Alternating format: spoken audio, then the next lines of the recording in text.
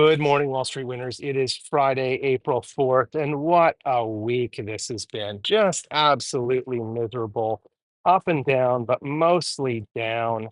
And we have more turbulence and more, call it bad news, I'm going to say, because China's hit back, not a surprise, at the Trump tariffs with 34% duties on all US goods, which will penalize the US consumer and cause havoc globally to almost all economies and certainly all stock markets. You can see the S&P 500 futures has sunk in the pre-market down 2.92%.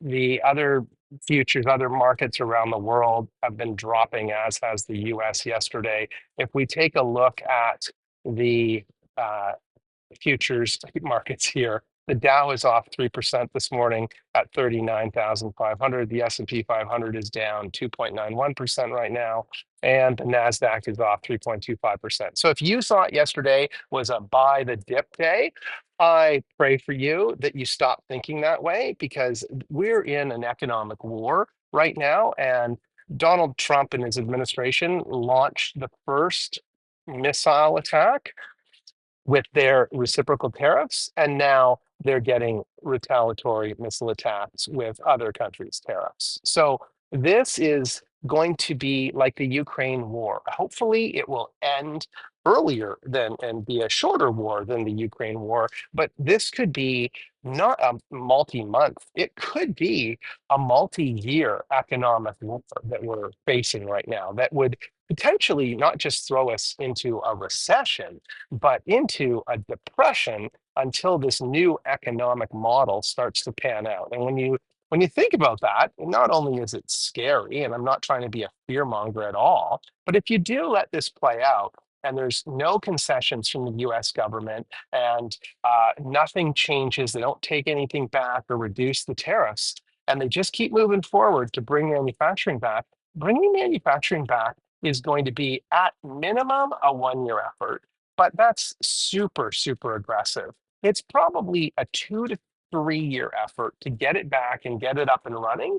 And then it'll be another 1 to 2 years to see whether it even works because prices will be inflated. We don't know whether we have the trained staff to actually staff these manufacturing positions.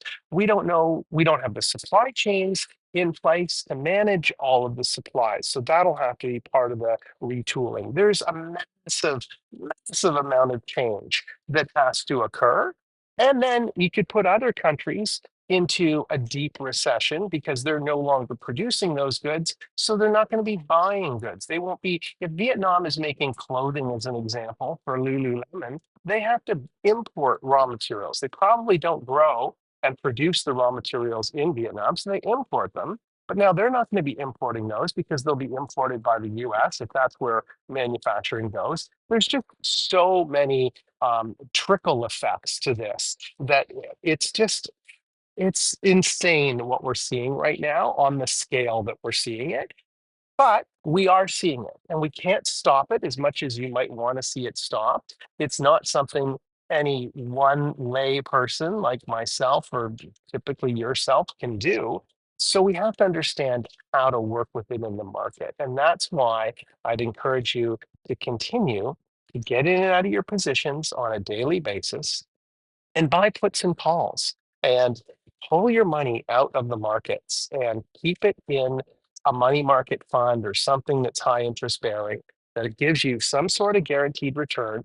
The sad part about this is it's this whole change in economic environment and the way things work, bringing manufacturing back to America, it's only going to hurt the middle class and the lower income class. Because what we're going to see on the way to this, if it does end up working, is increased prices, so increased inflation. And inflation is a wealth killer because if you're poor, you typically don't own appreciating assets. And the only way to maintain your wealth in a period of inflation is to have assets that appreciate. And that's typically real estate. It can also be gold, but it's typically real estate. Um, and it's not often stocks and equities. It could be bonds. But stocks and equities will typically decline at times, as we're seeing now. We're almost at, I think, a 15% pullback, maybe 18 on the NASDAQ. I don't know the exact number, but it's a big pullback. The S&P is off significantly, and people who have money in cash and equity instruments are probably losing money at this point. And at least from where they were earlier in the year, where things were up and positive, and we were coming off a good return from the last 2 years. So scrolling down through the Yahoo Finance app. Actually, first, let's scroll across to see the VIX, because I did say I'm surprised the VIX wasn't in the 30s, but lo and behold, today, the VIX is up 10. It's at 40. It went from 23 to 40. It's up 17 points. It basically doubled, if you look at it that way, in the course of 2 weeks. So we're in major correction territory right now. And we're in a state where a lot of investment funds are going to be selling and going to cash. We're just going to see a massive sell-off, and I think we're going to start to see it. We started to see it yesterday, but it wasn't as aggressive as it could have been.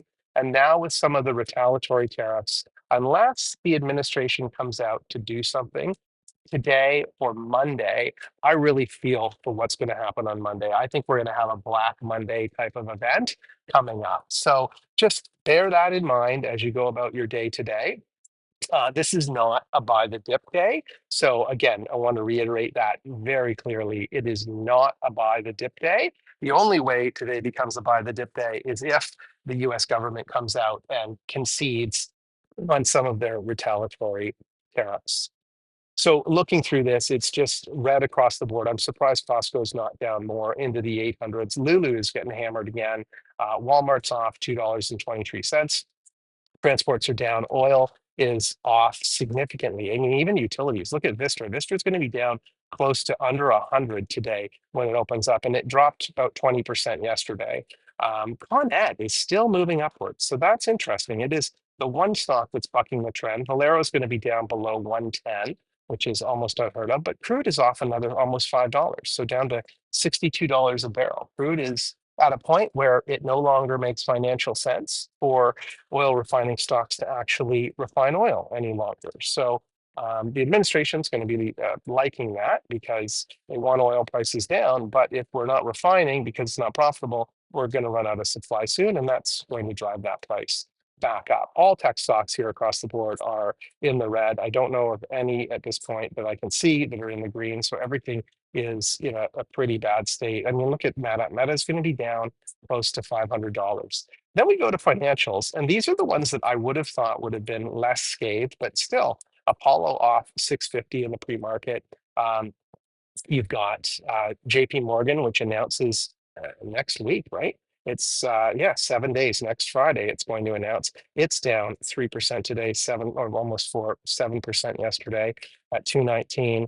Morgan Stanley off another 5 today. It was down at 108 yesterday. And then Goldman down 51 yesterday, down 26 today. I think these could be the guiding light for us come next Friday. But next Friday seems like it's 4 years away. I think we could see some positivity out of these companies next week, but we'll have to wait and see. If we don't, it just becomes more and more grim if we don't see good earnings out of those big financials starting next Friday. So that's where we are. And I hope you are being conservative with your cash and keeping it on the sidelines. I hope you're leveraging the put and call strategy, more puts these days than calls. But when it does bottom in a day, buying calls and then selling them before the end of the day can be a profitable way to do that. Good luck in your trades. And if you're liking the videos, please hit the like and subscribe button.